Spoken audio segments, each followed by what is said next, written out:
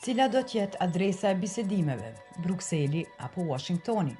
Faza e fundit e dialogut Prishtinë-Beograd nuk i ka gjetur me qëndrime të njëjta ndërmjetësuesit në bisedime, Bashkimin Evropian dhe Shtetet e Bashkuara të Amerikës. Edhe pse diplomatët kryesor thojnë se ka koordinim, mirë po, nga shumë analist, ish diplomat dhe ekspert të çështjes së Ballkanit, thonë se nuk ka koordinim në mes të SBA-s dhe BE-s. Mosbesimi ndaj BE-s vjen edhe nga fakti se 5 shtete anëtare të Bashkimit Evropian nuk e kanë njohur Kosovën, me çka ka ndikuar që edhe procesi i bisedimeve të jetë shumë i gjatë, gjë që ka kriju edhe më tej skepticizëm se Brukseli do të jetë në gjendje të përfundojë një marrëveshje përfundimtare në mes të Kosovës dhe Serbisë. Me ndërmjetësimin amerikan, për pak muaj, pa u ulur liderët e 2 shteteve në tavolinë të bisedimeve, janë nënshkruar 3 marrëveshje. Vizita e paraparë në shtëpinë e bardhë deri tani e anuluar në mes të presidentëve dhe kryeministrave të Serbisë dhe Kosovës.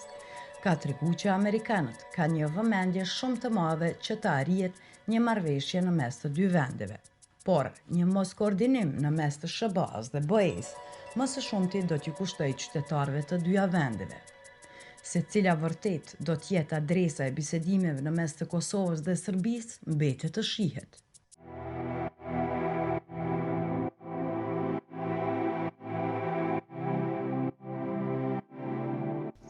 Each and every of the 6 Western Balkan states is about to become a European Union member if conditions will be fulfilled from both sides, but none of them will become a 51st or whatever state of the United States of America, even if I always try to strengthen the transatlantic relations, and I really appreciate the role the United States of America generally play on this planet. It's a European issue, and it will be negotiated and solved and come to a positive end and be finished positively in Europe. And that means in our common main city, our common capital, and that's Brussels. Well, the Americans have been active in the region of the Western Balkan states in history and in the past, and they played a constructive role. But I think nobody should be mistaken that any political process in the normalization between Serbia and Kosovo, and on the other hand, also with regard to the EU accession process of each individual country, can only be led by the respective countries in combination with the European Union, because only the European Union can play a political role here, not the Americans, as much as they are active there. The Americans, the United States of America, are an important player in the region, and they do a lot of good things, but everybody should understand political process is can only be partnered with the European Union. I see the European Union in the driver's seat, and for sure I do hope that we can not just facilitate the dialogue during the next months and weeks, but also, of course, finalize it within our, let's say, framework and our network. And I definitely see that the final agreement should be hopefully then signed in Brussels. I know this is the Brussels-based dialogue, but it should be aligned with the, let's say, capitals who have a vested interest in, let's say, a successful outcome of the dialogue as soon as possible. And since the German presidency is ahead of us, I guess it is in a very high interest of the German Foreign Office and the Chancellor to keep a very close contact to the region. What's happening in Kosovo, Serbia is a priority for us here in Washington, priority for us at the Atlantic Council, me personally. So look, this is good. It's good because we are talking about forward movement in the region. We are faced with a relaunch of the dialogue process. And it's going to happen across the Atlantic in both Washington, but also in Europe as well. President Macron will host a summit in Paris. The EU is really in the driving seat for a lot of what's happening here, and the United States can play a catalyzing role. So for me, this is not an either or option. we get to a dialogue if there's real ownership and commitment in Prishtina and Belgrade, and if there's movement and willingness in the partnerships, the strategic partnerships that both countries need with Washington and Brussels. So it will be both.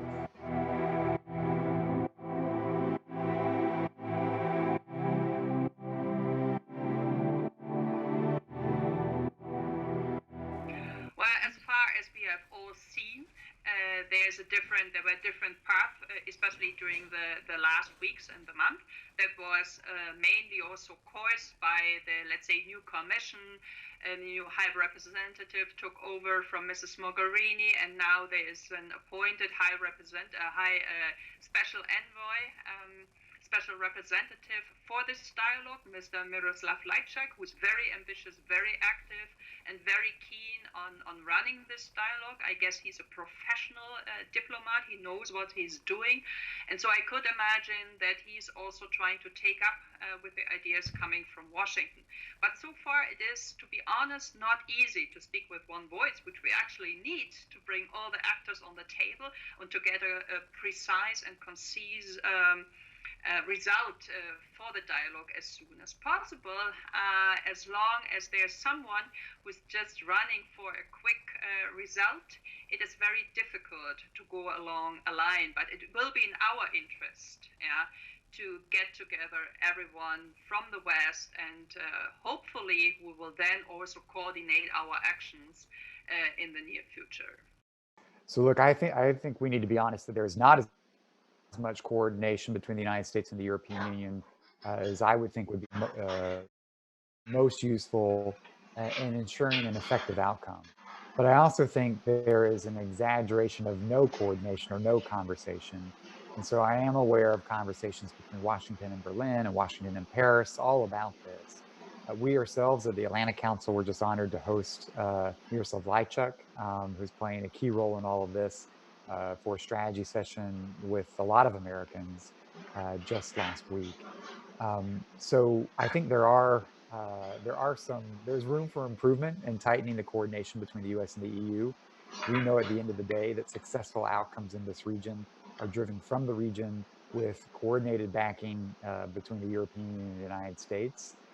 There's room to be desired on that front.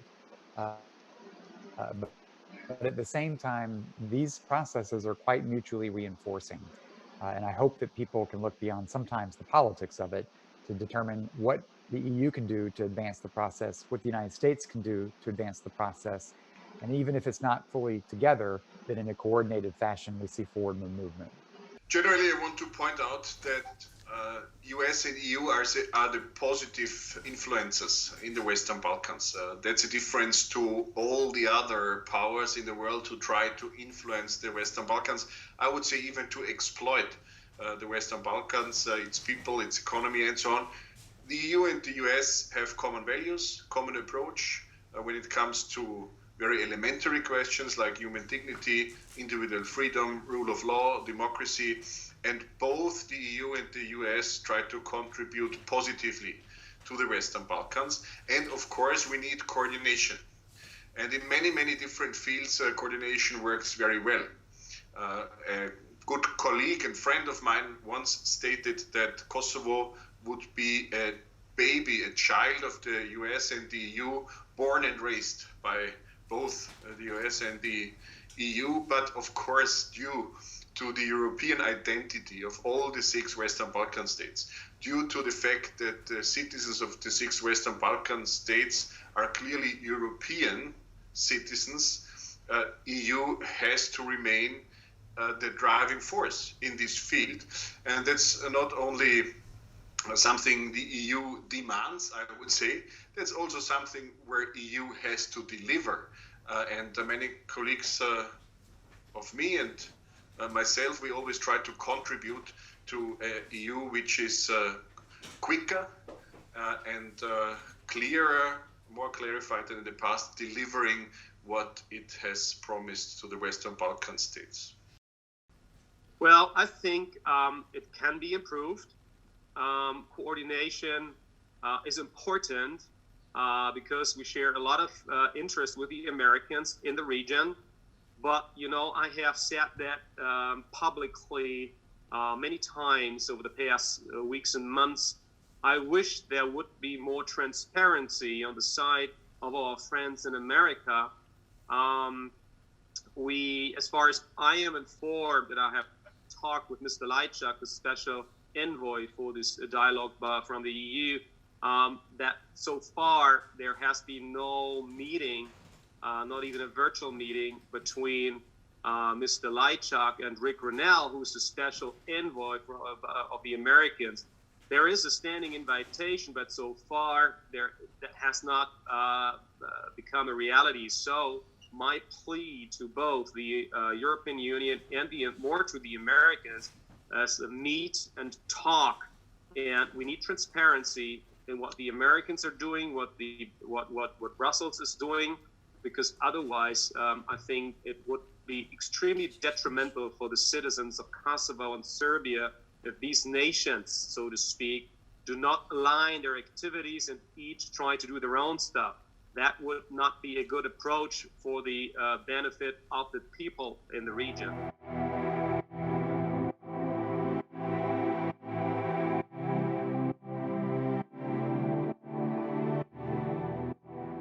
I feel really very strong friendship with Kosovo and its people.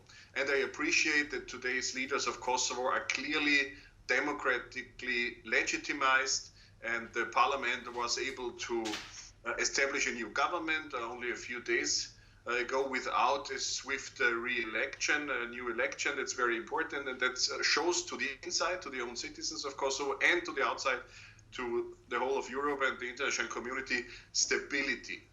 But I have to say, if Kosovo leaders want a positive future, it's important that they act and react constructively to each and everything that's done, or each and everybody who is appointed to do something in favor of a positive end of this dialogue process, of a mutual recognition, of course, which has to stand at the end of the process, and of visa liberalization. I also want to point out again, because it's important, I repeat it, that Kosovo will not become a next state of the United States of America. It will, hopefully, and we do what we can to achieve that, one of the member states of the European Union. And that's why I really ask, if I may, the Kosovo leaders to cooperate with Mr. Lajčák.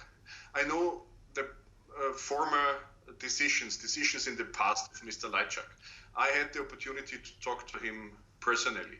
I really pointed out that he is doomed to success because of his former decisions, which he has taken, we have to be frank on that, on behalf of the state of Slovakia, which is among the small minority of non-recognizing states when it comes to the Republic of Kosovo. Today, he is very clear that he knows he has to act on behalf of European Union, of the Europeans. The Europeans are represented by the European Parliament, and the decisions of the European Parliament are very clear on that. And there are many decisions like that.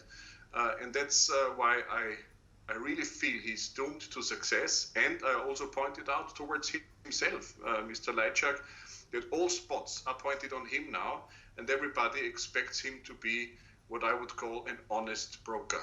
And because of all this background, I guess he deserves at least a chance to be a good negotiator, a good mediator, and a really honest broker in this field.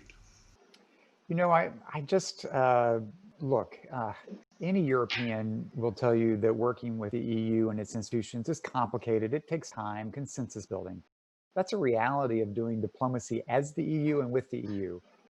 On the other hand, that type of cynicism or dismissive nature is not helpful, because after all, what are we talking about? We're talking about a pathway where Kosovo and Serbia will find themselves anchored within Europe and ultimately within the European Union. And so we just need to accept the reality that there is a degree of complexity in dealing with EU institutions and various authorities. But to take it for what it is, at the end of the day, this is the neighborhood, this is the home, this is the future for Kosovo and Serbia, and just deal with some of those. It requires a little bit of dexterity and diplomacy, but that's okay. I would always argue that Mr. Lajčák, as I said, is a very professional diplomat. I mean, when he was the foreign minister of a country which does not recognize Kosovo, it was not his fault. I mean, it's not his responsibility. And he acted as this minister in this position. But nevertheless, now he is an EU representative, and he has many times repeated his position that he will, on behalf of the European Union, lead these negotiations.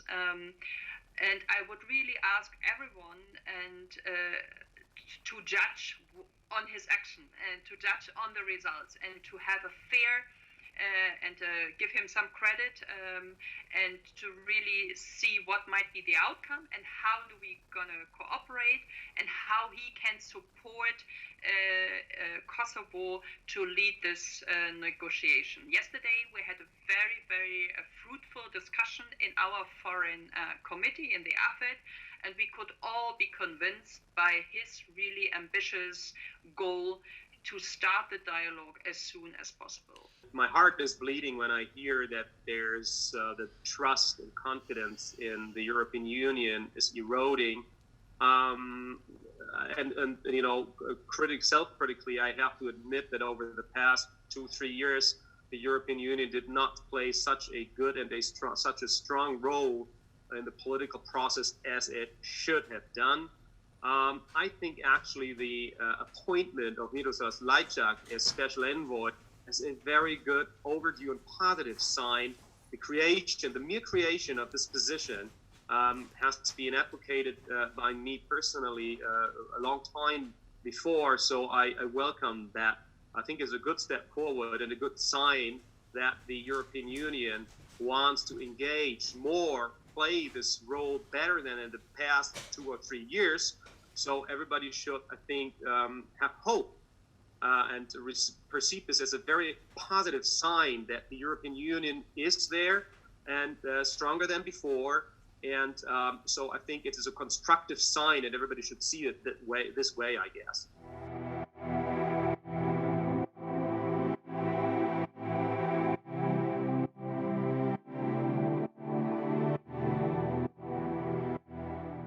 Look, I am, when I served in the U.S. government, even from the Atlantic Council perch, a strong believer that the EU member states, all of them, should have recognized Kosovo long ago, and that it was a false equivalence for countries like Slovakia or Spain not to proceed.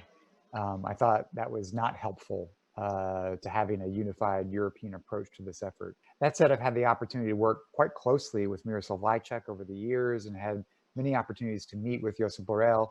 These are diplomats with great experience and integrity who are clear-eyed about the challenges that we face in the world today, the challenges that stem from authoritarian regimes in Moscow and Beijing, and who have a track record of getting things done and being pragmatic. So I believe that with both of them in the helm, that we can make progress. I can understand if I were sitting in Kosovo, I'd be ambivalent, have some reservations about that.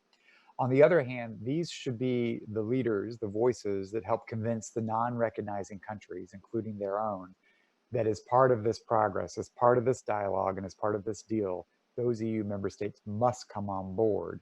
And so they're, on the one hand, perhaps couldn't be more effective people to bring the EU into a coherent position on this.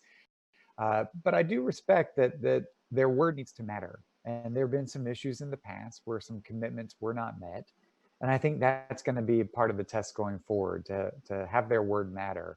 But I'd rather them see this handicap, if you will, of coming from countries that don't recognize, become an asset where they become among the most effective spokespeople to help convince the non-recognizing EU member states to sign up and recognize Kosovo as part of this process.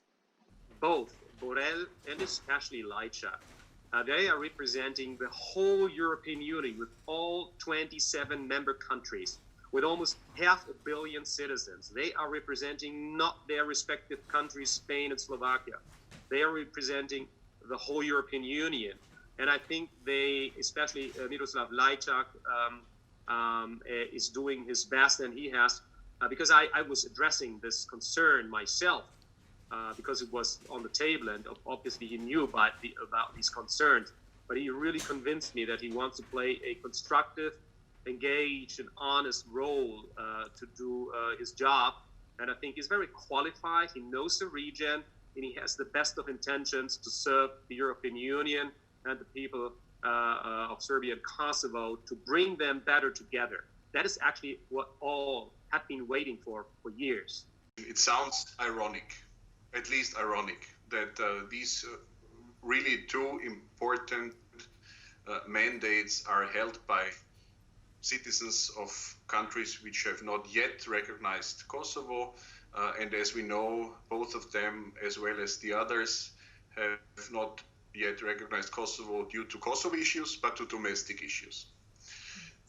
But the case that these two persons come from these countries does not necessarily mean that they would not be able to do a good job.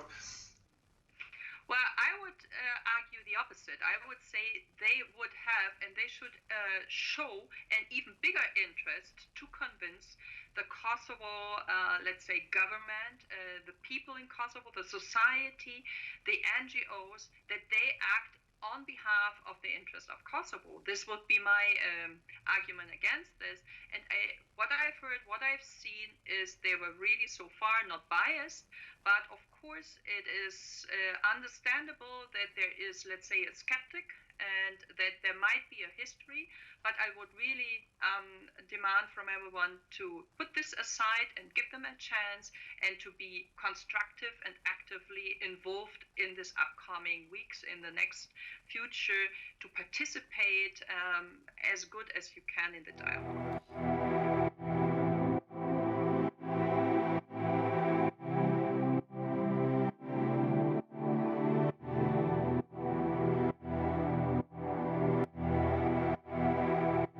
No territorial change, land swap, border correction. Please no.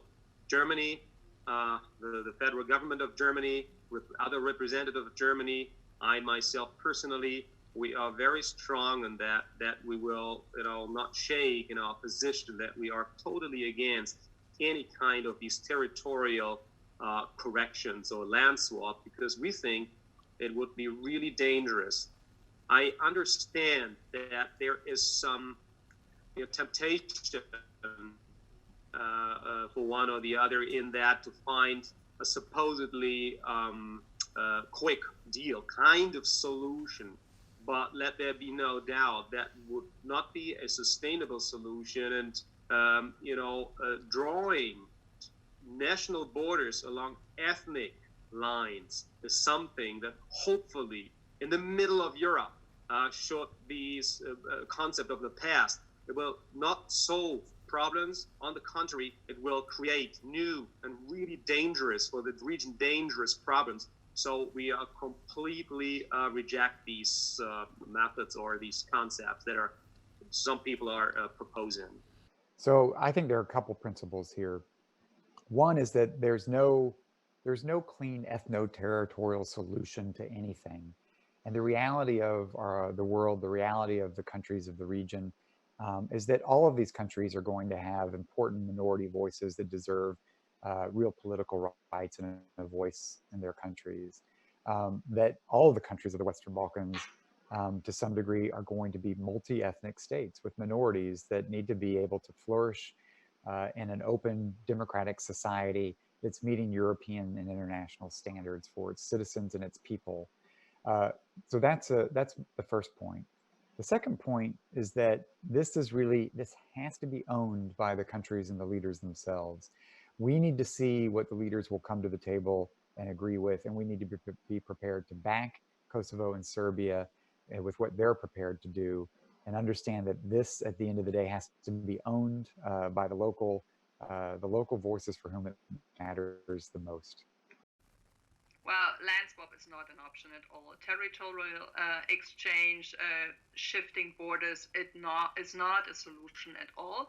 And we as Greens, but also mainly the majority in the German parliament, was always in favoring to stay in the borders we have. and to work on an agreement within the existing borders for sure. Everything else will create a dangerous and unstable situation in the entire region, and we were always announcing this is not an option what anybody should lobbying for. So I would say the land swap issue, and also after the discussion yesterday in the AFET, I do not see any majority in the European Union, neither in the ESS, in the Foreign Service, nor in the Commission, nor in the Parliament, and also in the main capitals. I don't see anybody being in favor of this. When it comes to the Ahtisaari plan, and probably we will also speak about the, let's say, broader autonomy for Serbian communities, I have mentioned this in some of my interviews before, and I see this as one option, but only then when reciprocity is in place. As long as Serbia lobbies against any sovereignty in each international and European organization, there is no talk about the, let's say, broader or wider autonomy for Serbian communities. So for me, it is clear, as long as Serbia, and the foreign minister has claimed this yesterday and has emphasized it yesterday once again, that Serbia will not stop with their non-recognizing campaign, there is no room for this talk. So I think the reciprocity is a good instrument, and we should really stick to this. But this means to ask and to demand from Serbia to stop this non-recognizing campaign immediately, and then we could talk about the next step. But as long as they do, as they have done in the last weeks, I don't see there's a room for giving more from the Kosovo side. I think the Ahtisaari plan was very well negotiated, very good elaborated. It's a complex plan which at least that time met all the challenges that were faced. By the way, it was negotiated in Vienna, the capital of my home country, Austria, but that's not the main point. The main point is there is the Republic of Kosovo. Its borders are presented in the flag of this republic, and the Republic of Kosovo has a very modern constitution, maybe one of the most modern constitutions in the world. Of course, as in each and every country, the constitution has to be effected in real life and in practice. That doesn't happen all the time in each and every respect in Kosovo. Neither does it happen in any other country in the world. We have to work on that. Kosovo has to work on that. But generally, the constitution explicitly points out the rights and the opportunities and the equal chances in society and in every field of the state for all the minorities. And that's more important than, that's the important point, rather more than to create new borders between so-called ethnical defined regions. The future will be a common Europe with many different ethnicities, religions, nationalities, but most of all a common Europe, which is a place which promises to its own citizens and to the world individual freedom, human dignity, rule of law and democracy, and that's something that should apply for each and everybody in the Western Balkans, people in Kosovo, people in Serbia, and in the other 4 states there.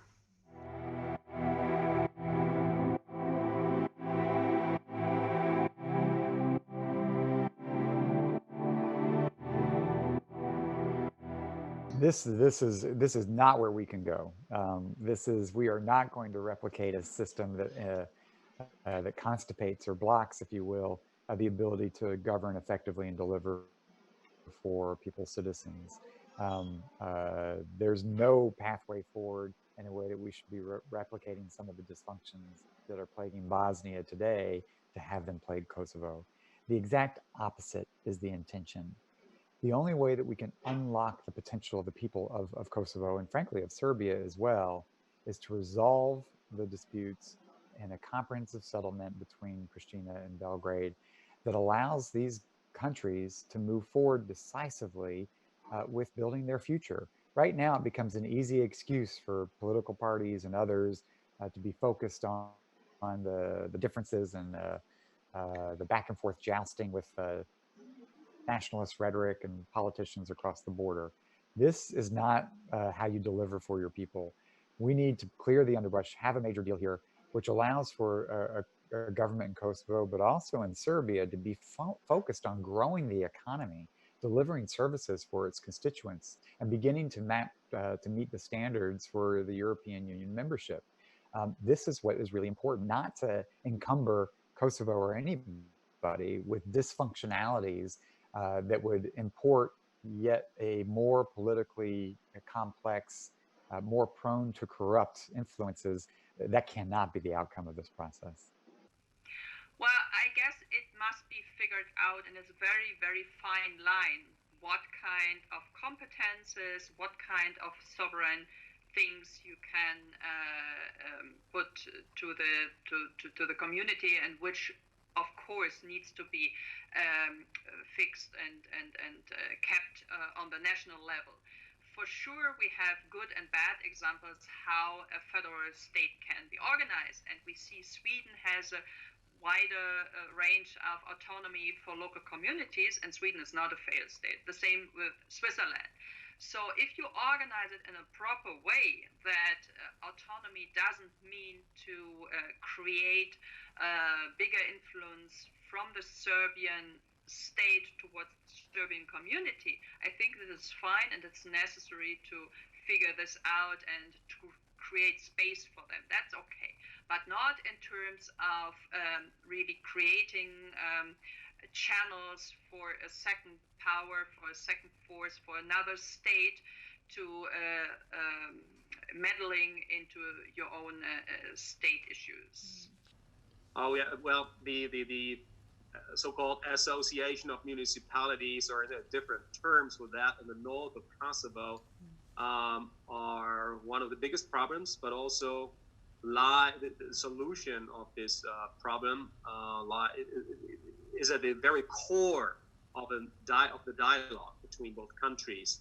I mean, as you know, in 2013, there has been this Brussels agreement, and already contained in this Brussels agreement of 2013, and also in an edition in 2015, that it has been mentioned as a demand by the international community, by the European Union. But so far, nothing has been implemented.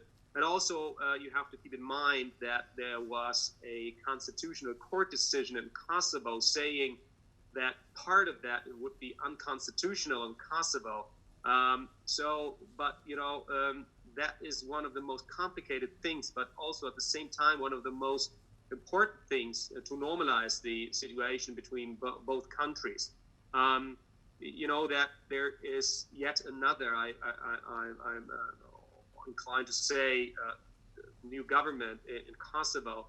So, they have a lot of tasks and challenges on the table, but one of their most important top priority tasks will be to relaunch the dialogue with Serbia and to attend to a solution in northern Kosovo. The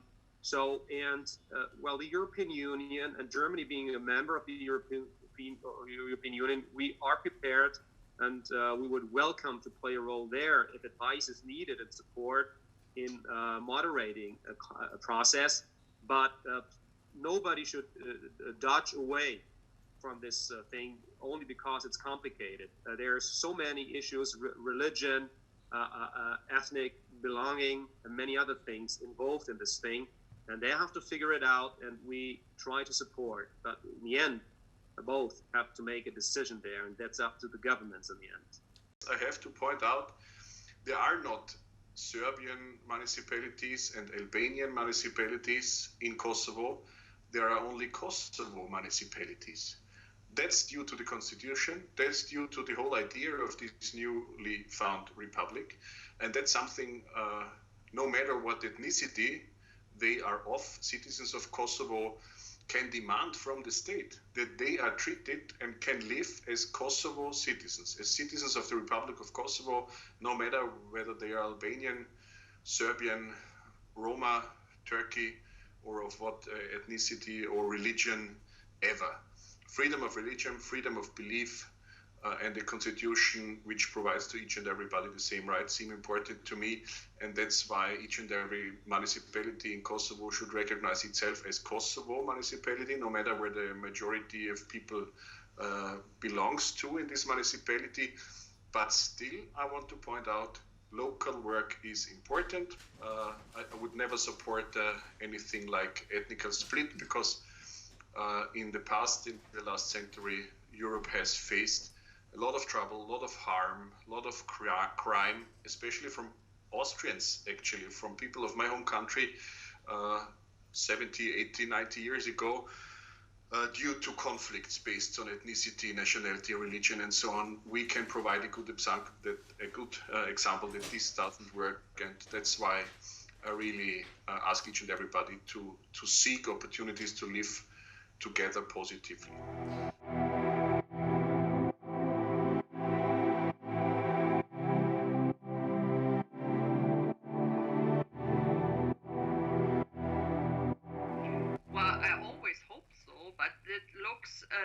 Also due to the pandemic, to many travel restrictions, we lost a lot of time now.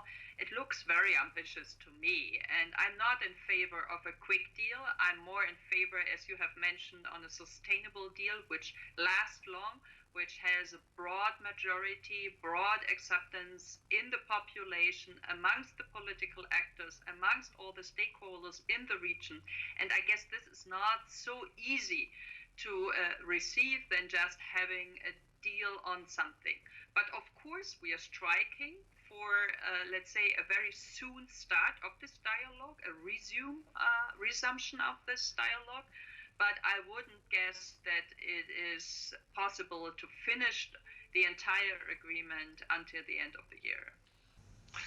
As already mentioned, I appreciate any constructive and positive influence from the United States if it's coordinated with us as Europeans and with the European Union. And I feel a strong partnership with the United States, also and especially in the Western Balkans, and especially with Kosovo issues. I would say quality is more important than time. And again, if I had to bet, my prediction would not be that it would go so fast. I want an agreement as quickly as possible, but of course it better be sustainable. Of course it better be bigger and broader than any one individual on one side in Kosovo, Serbia, or for that matter here in the United States or with the European Union. This has been dragging on for quite a while. I've been really focused at a time when look at the stakes globally. The world is turned upside down. We've seen trends that really have underscored we're at an inflection point in history. We've seen an resurgence of authoritarian assertiveness. We've seen real challenges to some fundamental principles. And now you overlay this with a global pandemic, an economic recession, the likes of which we haven't seen since the Great Depression. And in many of our societies, mind first and foremost, civil unrest over equal rights and injustices. This is not a time to let Rome burn. This is a time to solve our problems, to take responsibility, and to get our work done. So I would love to have seen a deal on this last year, the year before. This could be the year to do it. There's no false deadline for me in that sense. I think time is of the essence to keep moving, because we need to be focused on building a European future, a common transatlantic future. I want to see the next phase of the relationship between the United States and Serbia, the United States and Kosovo, and they're in the European Union. So we need to see movement to catalyze, which could lead to an agreement as early as this year. But of course, it has to be sustainable. And it has to be sustainable first and foremost on the ground, but it also has to be sustainable here. Something that is not subject to just the term of one administration, but something that enjoys bipartisan support in this country as well. That's important to our policy of constructive American engagement in the region. Well, on the one hand, I said start tomorrow, but that does not mean that pace is an element of quality. On the contrary, I mean, if it can be done by the end of the year, it would be fine. I would welcome this. But the negotiators should concentrate on the quality of what they are negotiating. Is it sustainable? Is this really a solution that could bring us further into the future, into the European Union? is something that was only negotiated, or not only even formally negotiated, but just agreed to under pressure. That is not something that I would welcome. So if it takes until the end of this year or until the end of next year, I don't care so much. The negotiators have the responsibility to make quality negotiations, that it is really something that they really struggled for in a debate, in really tough negotiations, for the best compromise. It's always about compromises, right? For the best compromises for Kosovars and Serbs, and not for the White House, not for Brussels, but for themselves.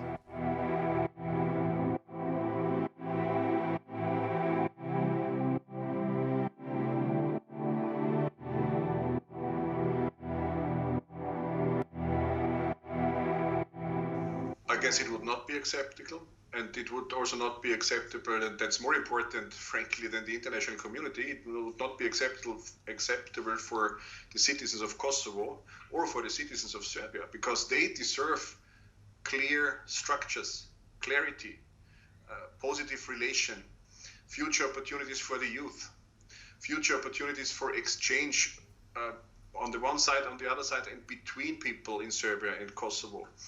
Future investments in order to create jobs, and future investments are, of course, also dependent on future EU membership, and they're also dependent on a functioning state, which also means rule of law and, of course, democracy. These are fields that matter to the citizens, and frankly, I'm very frank on that. As an Austrian, as a European, I'm very frank on the fact that the whole Serbia-Kosovo dialogue deals with conflicts from the past, related to religions, ethnicities, nationalities. These aspects are outdated. We have made our mistakes in the rest of Europe. I know that, and we have learned our lessons. So it's not only the Balkans where things like that are raised as important, but it was the rest of Europe as well. But in the last century, Europe has learned, and now we want to provide the lessons learned to all the citizens in the Western Balkans. And that's why it's so important that a legally binding result will be reached by the dialogue. The dialogue deals with outdated conflicts, and these conflicts are something the youth, future generations, have to struggle with, if not our generation can solve it. It's our generation who is more or less morally obliged to solve that. That's also why I feel obliged to contribute to it.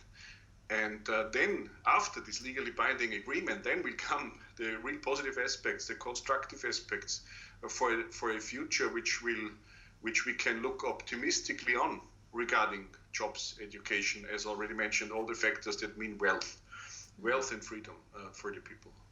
The reason for starting this dialogue is finally to have the agreement in our hands, because we want something for the long-lasting stability in the region. And for this, we need really a treaty or an agreement which is not just an agreement on certain or several criteria, while I do recognize that we need more, excuse me, that we need more in accordance to energy, to transport, communication, and all this, let's say, more technical criteria. We need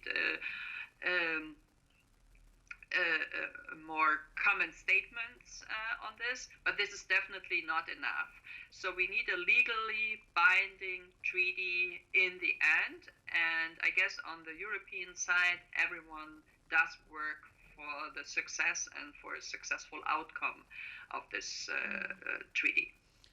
Well, let's be clear. The dialogue shouldn't conclude without an agreement. The whole purpose here is not to just play diplomatic games and to do incrementalism.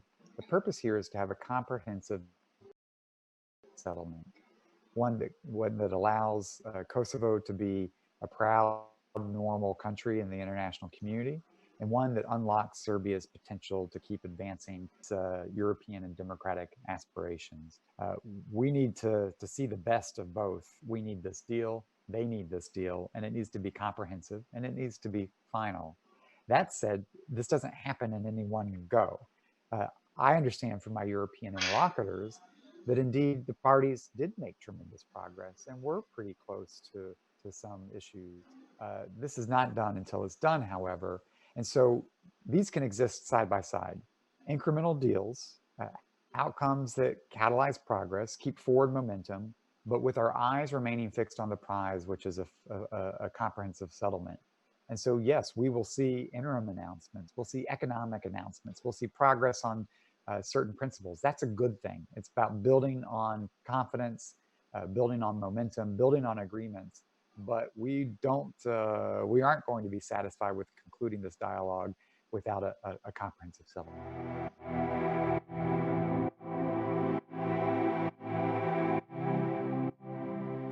Well, as far as I've heard, the new Prime Minister of the Republic of Kosovo, Mr. Hoti, intends to nominate his negotiation team until next week, in the coming up days. That's what I've heard, and that's what I would appreciate.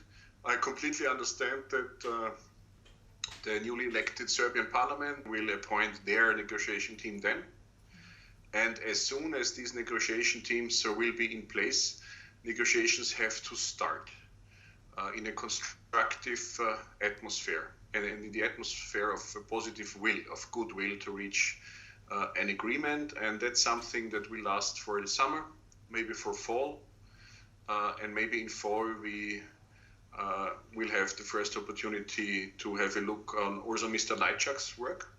When I've said we have to give him a chance, that doesn't mean that in fall we will see only positive aspects of his work. As far as we can analyze that now, I guess he has started very well. He talks to each and everybody on each and every side. He's ready to start. That's also something he has stated towards me and my colleagues in the Foreign Affairs Committee of the European Parliament. And that's what we will have to follow. And I really also expect the citizens of Kosovo and Serbia to follow this process, because the process has to serve them. All of this is not a game politicians play.